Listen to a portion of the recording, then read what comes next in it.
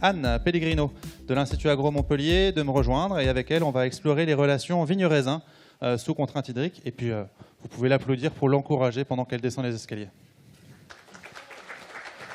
Bonjour Anne. Voilà pour vous, je rappelle encore une fois que vous pouvez poser toutes vos questions par SMS sur le même modèle de la première séquence. Anne, c'est à vous. Donc on m'a demandé de faire une petite présentation d'une dizaine de minutes sur les bases des relations hydriques chez la vigne. Donc quand on parle d'eau, on parle d'état hydrique du sol, d'état hydrique de la plante et des conséquences de cet état hydrique sur le fonctionnement de la plante.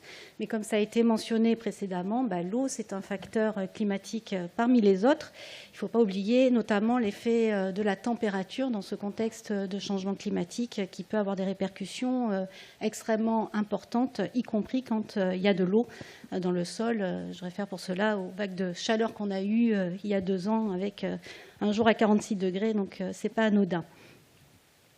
Alors, quelques notions de base sur l'élaboration du rendement. Peut-être que ça a déjà été présenté ce matin, je suis arrivée un petit peu en retard. Le rendement dépend donc, au-delà des aspects manquants à l'échelle du vignoble que Hervé Hanin vient de mentionner, de l'élaboration des inflorescences, du nombre d'inflorescences qui a lieu l'année d'avant, et ensuite du succès de développement de ces inflorescences au cours de la saison de la récolte.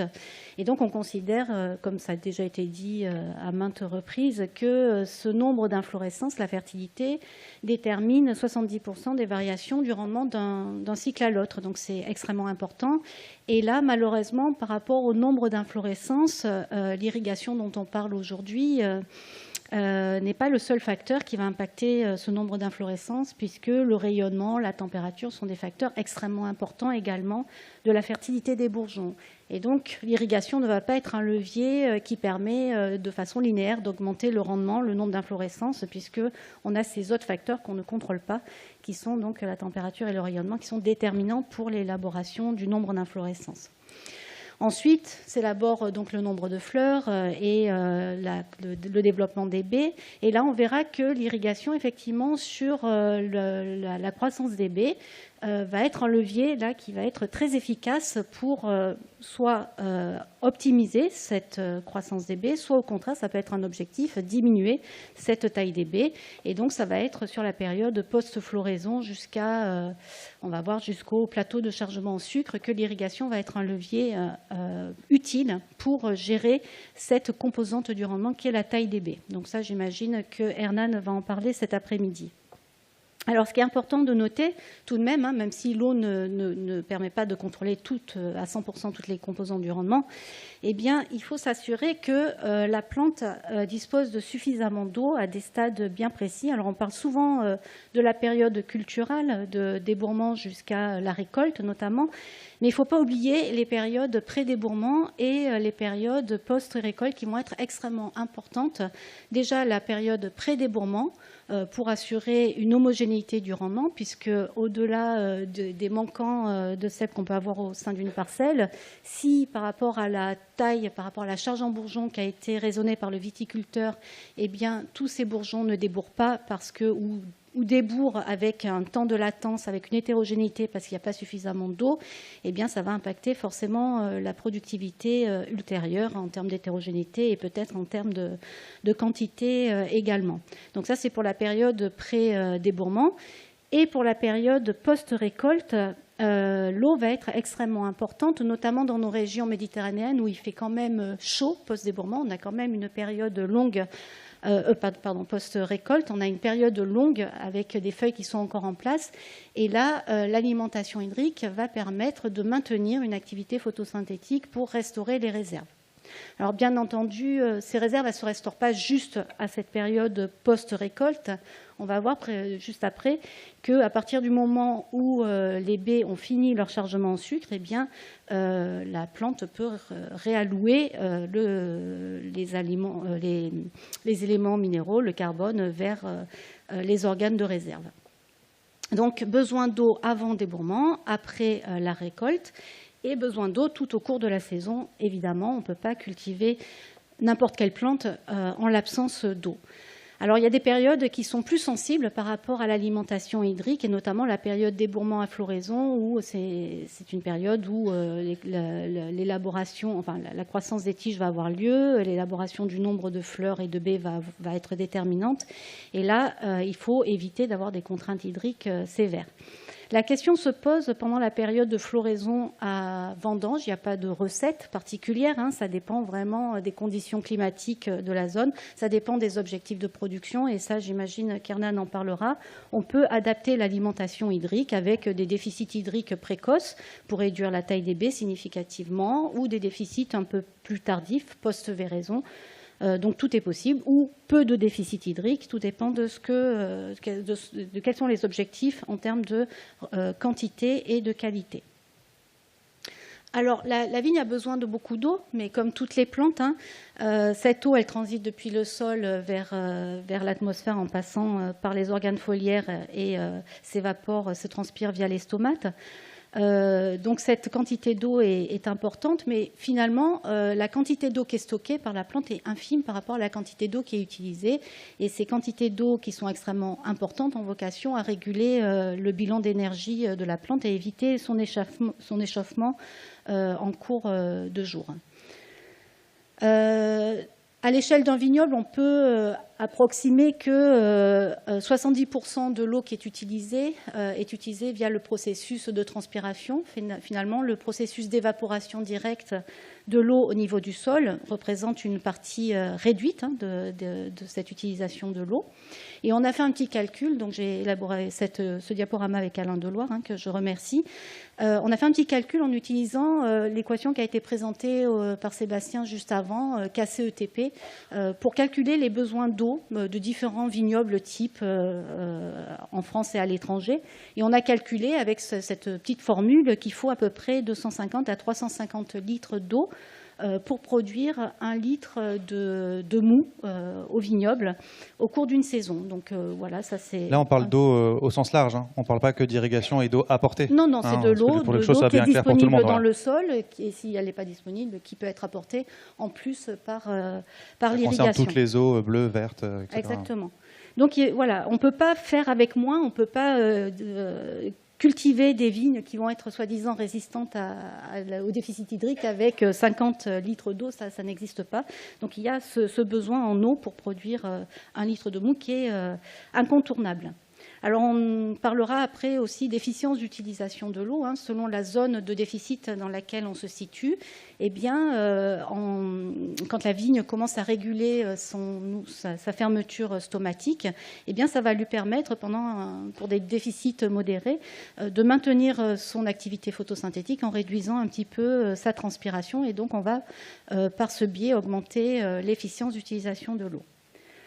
Alors, quelles mesures, puisqu'on est obligé de mesurer, hein, si on veut apporter le plus finement possible l'eau au vignoble, au bon stade et en quantité suffisante, quelles sont les mesures qu'il va falloir réaliser? Il va falloir intégrer les 3 compartiments, hein, dans le continuum sol-plante-atmosphère, c'est-à-dire le sol, la plante et l'atmosphère.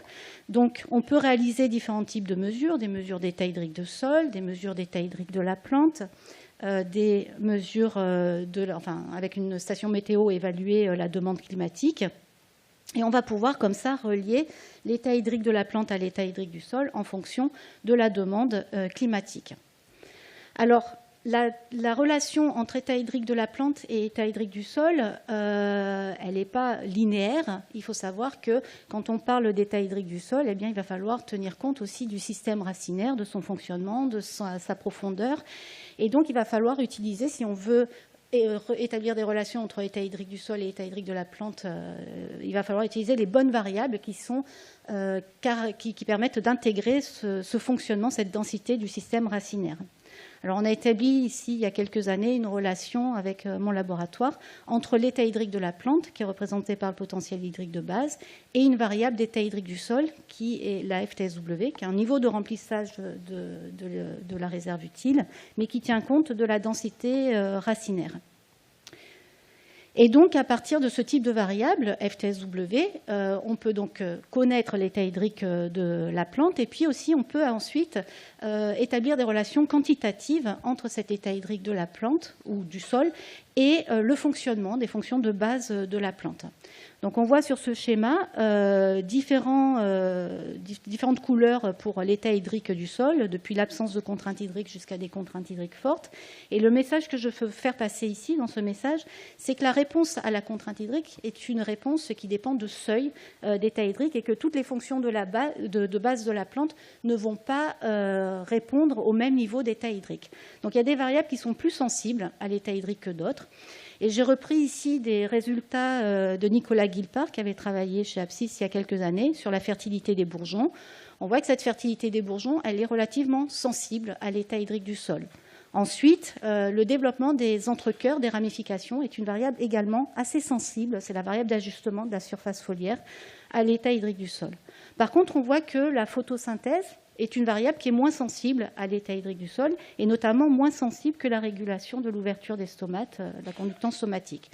Donc on peut, comme ça, quand on connaît ces seuils d'état hydrique, gérer l'alimentation hydrique au vignoble de façon à éviter des contraintes hydriques pour éviter une réduction de la fertilité, ou alors justement à appliquer une contrainte hydrique suffisante pour diminuer le développement des entrecœurs. Donc voilà, ça permet de se repérer, de connaître ces seuils, et d'appliquer des contraintes hydriques quand on peut jouer sur ce levier d'une durée, d'une intensité et à des stades phénologiques bien ciblés.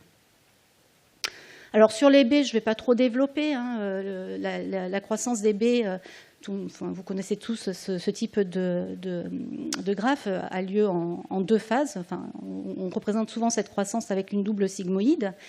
Le seul message que je veux faire passer ici, c'est si on actionne le levier d'irrigation par rapport à la qualité des baies, eh bien, il ne faut pas considérer que la période à partir de la véraison. Il faut aussi considérer la période post-floraison, qui est extrêmement importante, de floraison jusqu'à véraison, pour tout un certain nombre de composés organoleptiques.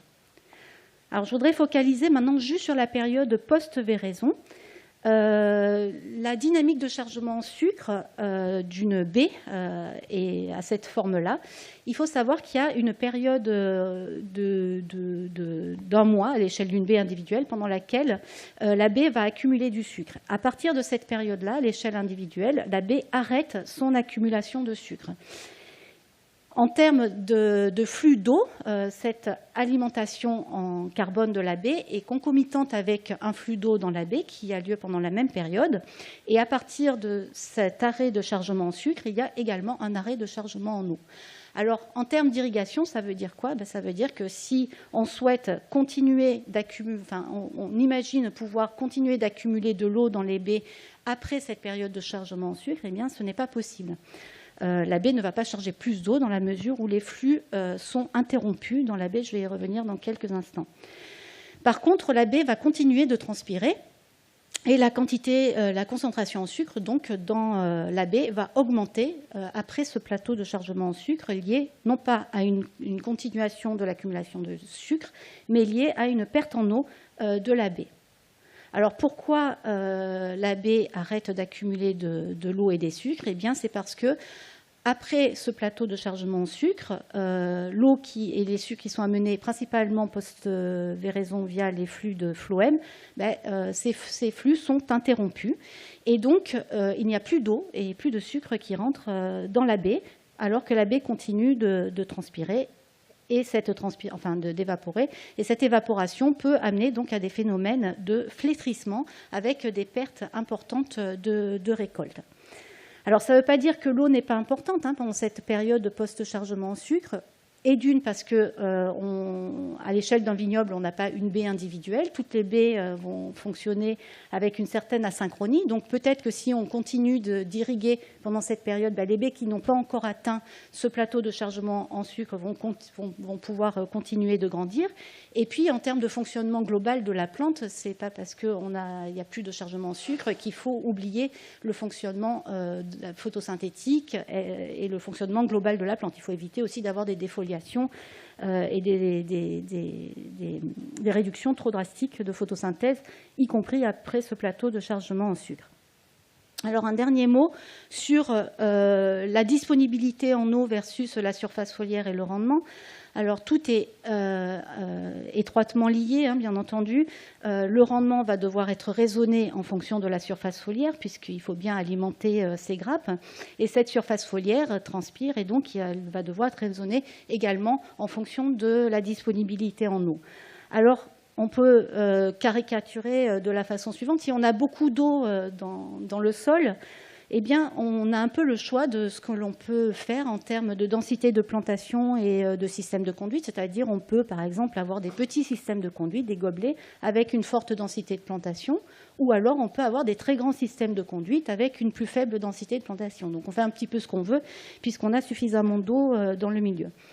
La question se pose dans nos régions méditerranéennes quand on n'a pas forcément accès à l'eau ou la réserve utile du sol est faible. Et bien là, malheureusement, on n'a pas trop le choix. Si on veut réduire la transpiration, réduire la consommation en eau, on est obligé de diminuer la densité, de diminuer la surface foliaire. Et si on diminue la surface foliaire, eh bien, on est obligé aussi de diminuer le rendement. On ne peut pas déséquilibrer la plante.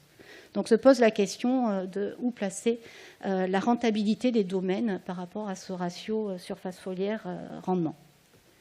Voilà, et pour compléter, juste parce que j'ai pris un peu de retard, je suis désolée, pour compléter ce qui a été mentionné précédemment, l'eau c'est un levier pour la gestion du fonctionnement de la vigne, mais comme ça a été dit précédemment, ce n'est pas le seul.